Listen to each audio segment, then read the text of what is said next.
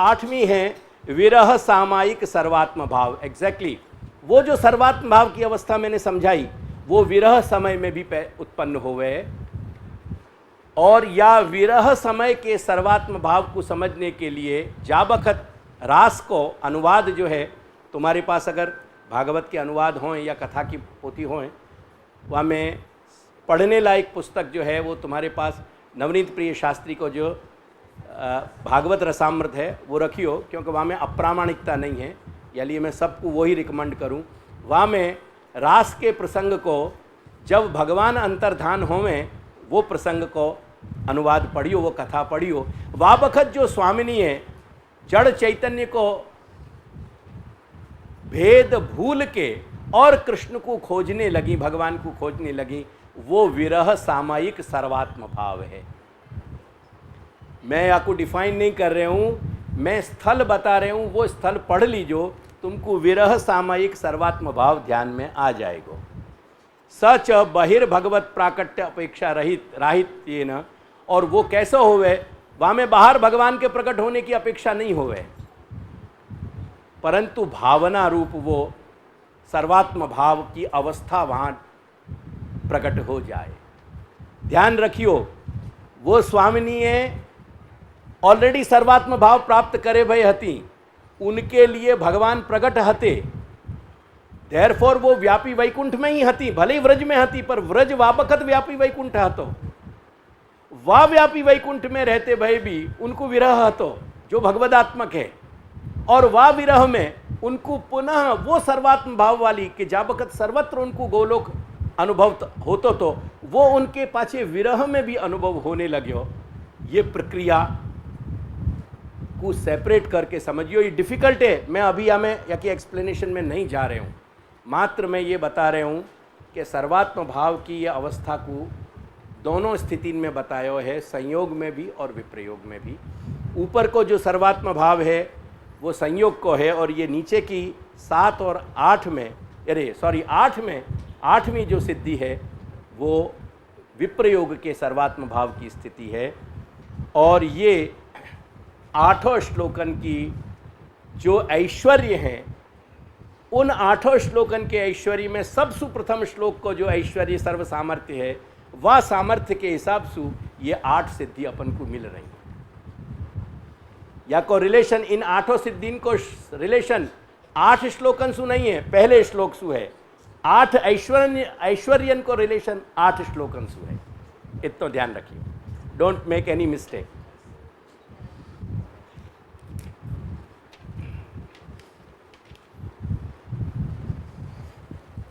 अब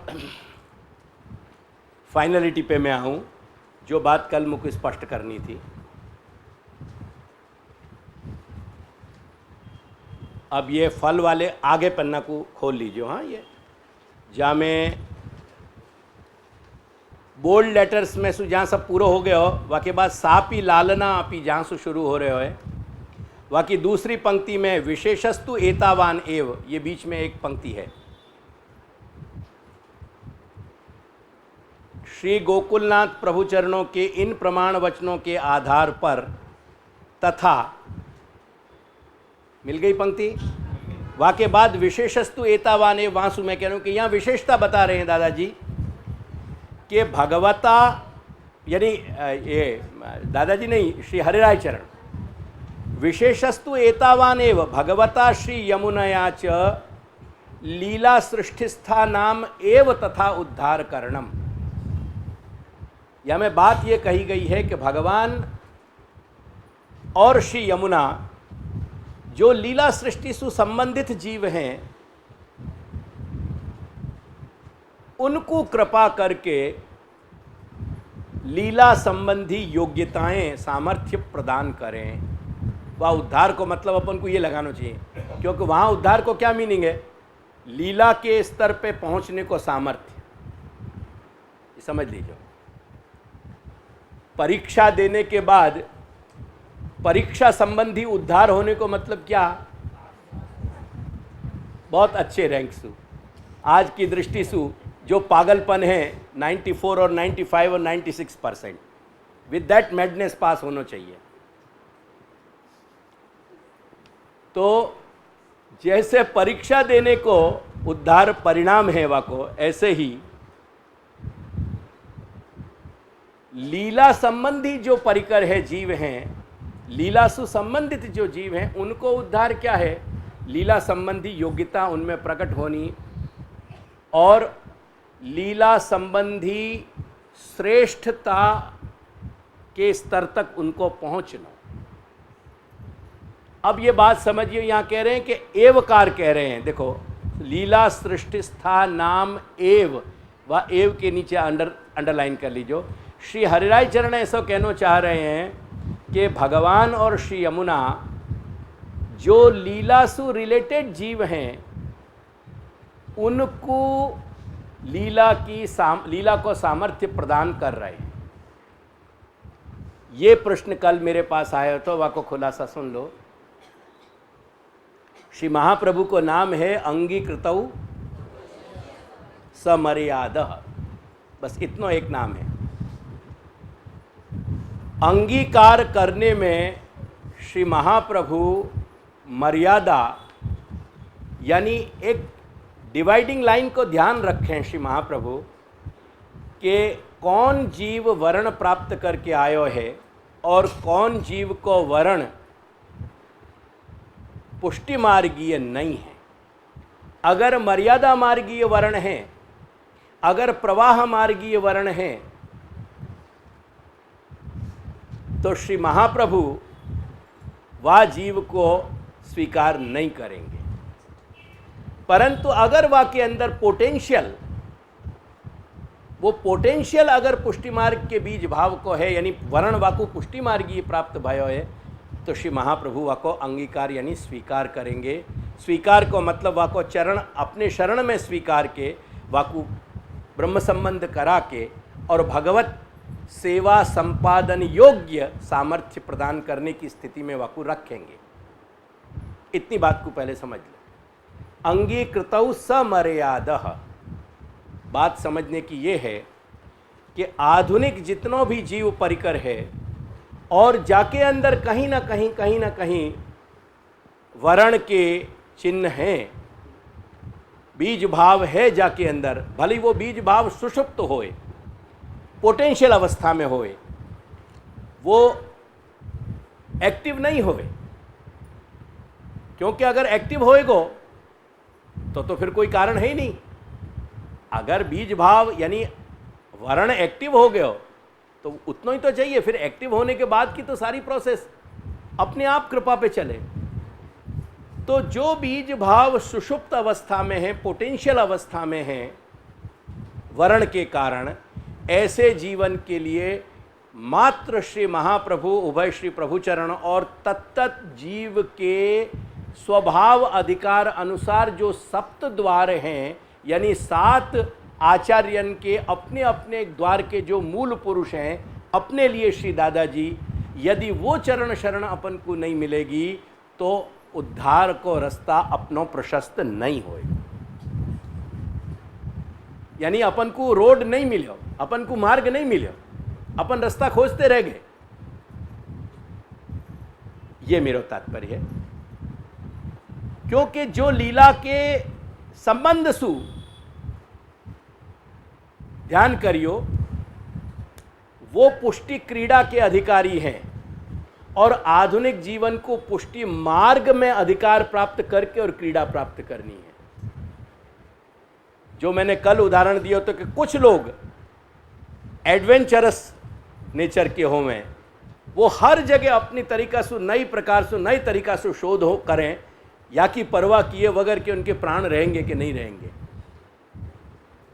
बहुत सारे ऐसे रोमांचक जो साहस करने वाले हैं, उनकी गाथाएं मनुष्य को इतिहास हमेशा याद रखे।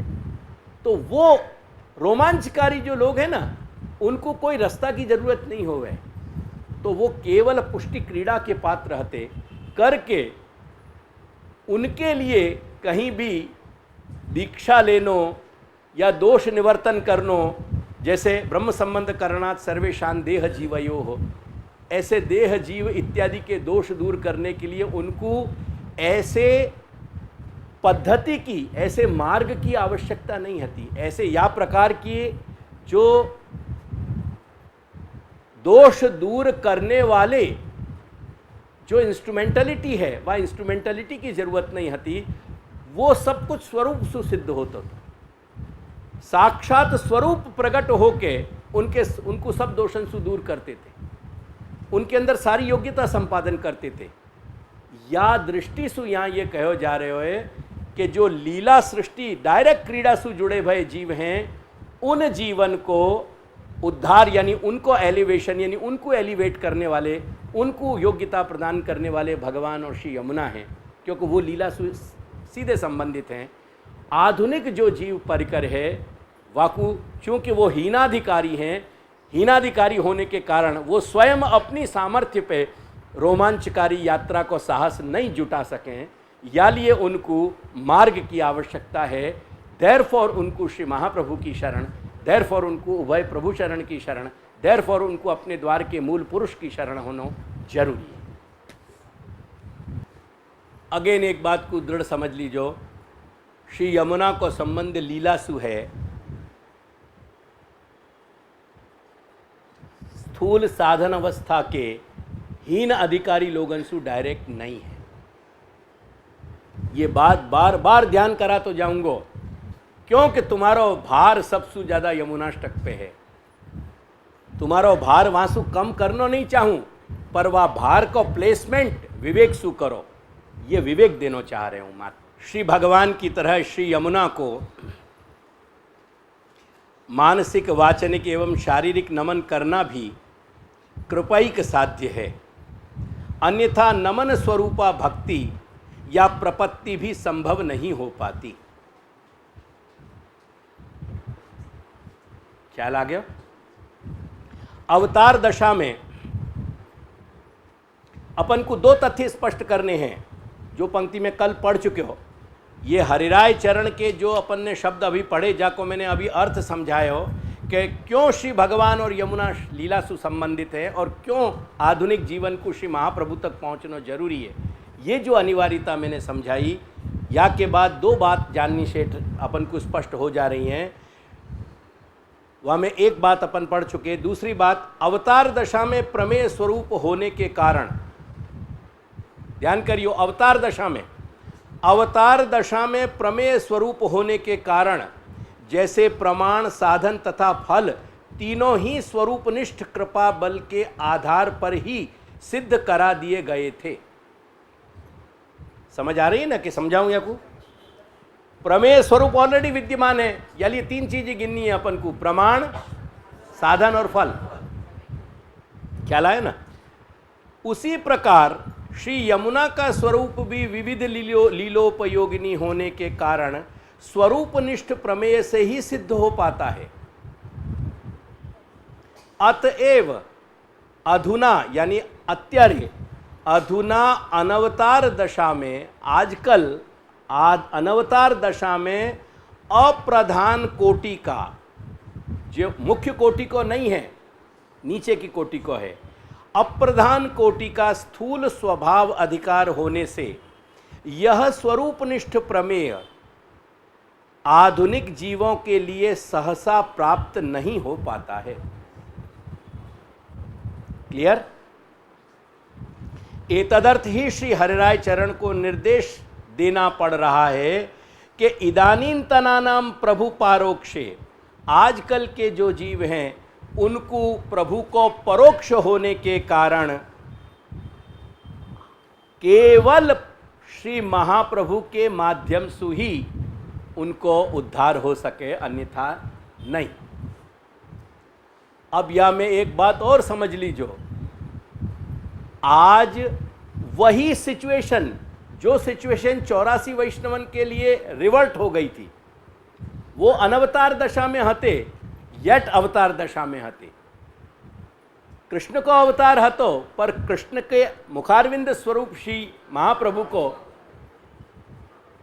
अवतार हतो, उनको अनवतार हतो, पर उनको अवतार हतो। या लिए वो अनवतार दशा में होते भय भी अवतार दशा में होने के कारण प्रमेयनिष्ठ बल प्राप्त कर गए।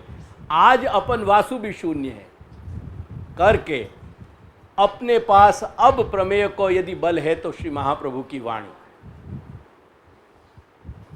करके, यदि श्री महाप्रभु की वाणी को नहीं पकड़ोगे तो अब अपनी नाव पार करने वालों कोई नहीं है।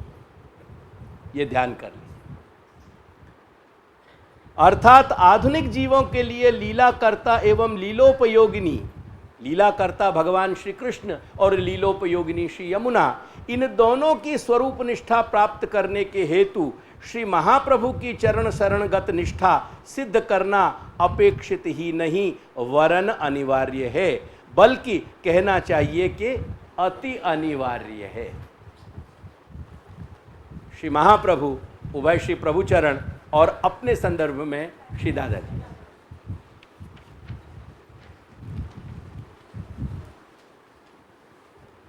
इन्हें वे 8 श्लोकन के शब्दार्थ देखे नहीं अपन ने, पर 8 श्लोकन को स्ट्रक्चर अपन ने देख लियो अष्टविध ऐश्वर्य के माध्यम से और पहले श्लोक से मिलने वाली 8 सिद्धीन के माध्यम से।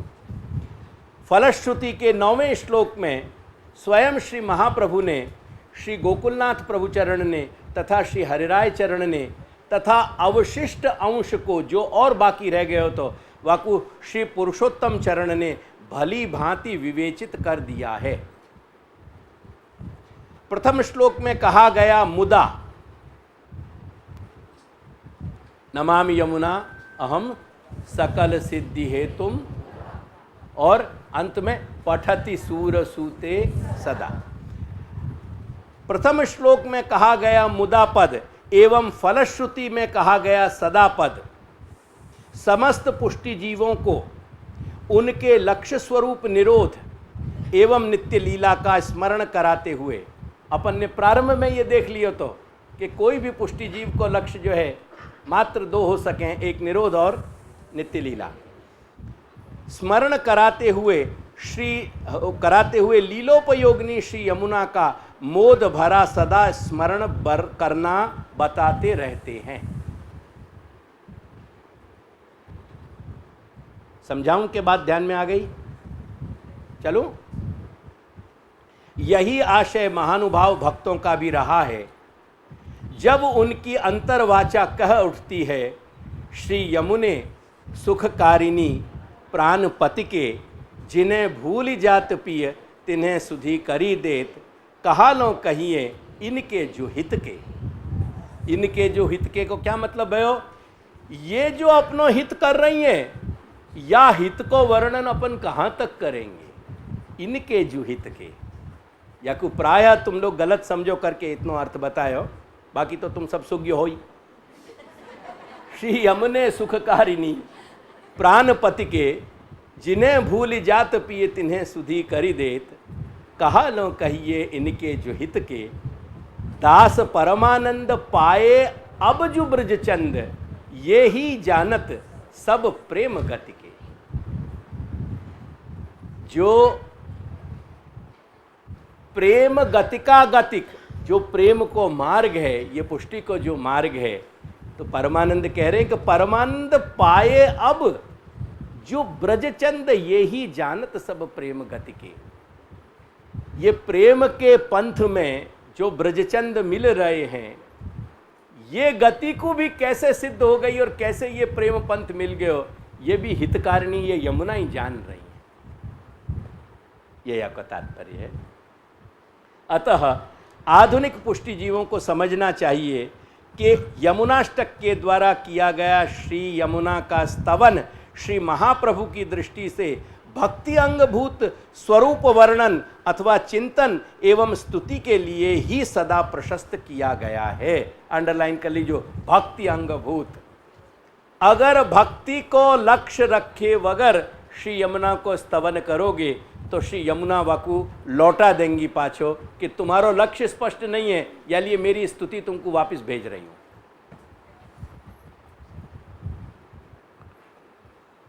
अतः आधुनिक पुष्टि जीवों को समझना चाहिए कि यमुनाष्टक के द्वारा किया गया श्री यमुना का स्तवन श्री महाप्रभु की दृष्टि से भक्ति अंगभूत, या लिए पहले चार्ट को याद करो पहले चार्ट में भक्ति अंगभूत में श्री यमुनाष्टक को मैंने बता दिया है, जो कलर्ड चार्ट है। यमुनाष्टक की यात्रा अपनी भक्ति अंगभूत से प्रारंभ भई और भक्ति अंगभूत के कोने तक, किनारे तक आ गई। यहाँ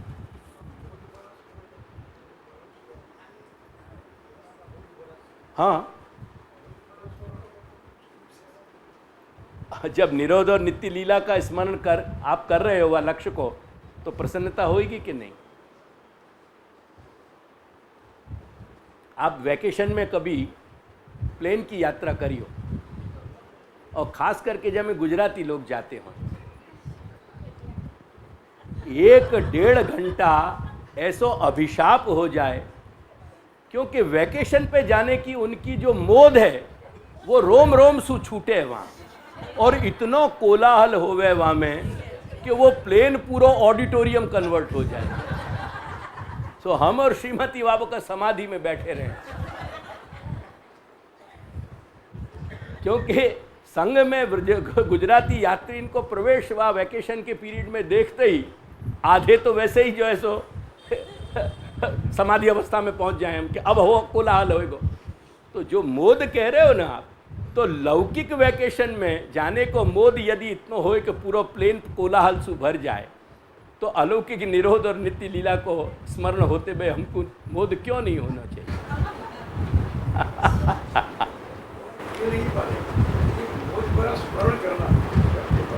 वो प्रसन्नता से मोद यानी एक हृदय के अंदर उत्साह और प्रसन्नता का वातावरण होना चाहिए, कुंठा का वातावरण नहीं होना चाहिए।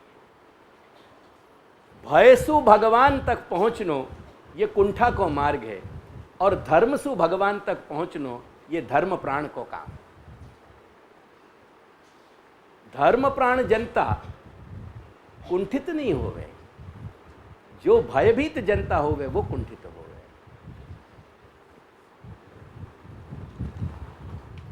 अब यहां तक अपनी बात आ गई, तो बात समझियो कि निरोध और नित्य लीला ये दो बात आई पूरे आधार के रूप में छन के।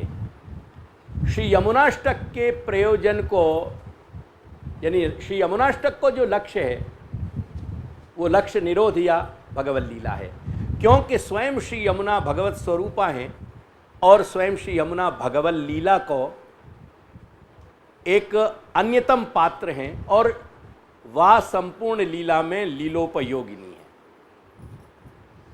देयरफॉर यहाँ तक की बात समझने के बाद अब भगवत लीला की कुछ थोड़ी स्थिति को अपन को समझ लेना चाहिए।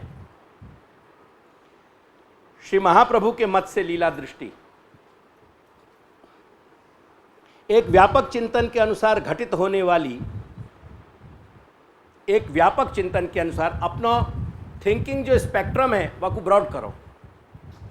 एक व्यापक चिंतन के अनुसार, अब यहां एक कॉमा लगा दो, कॉमा रह गया।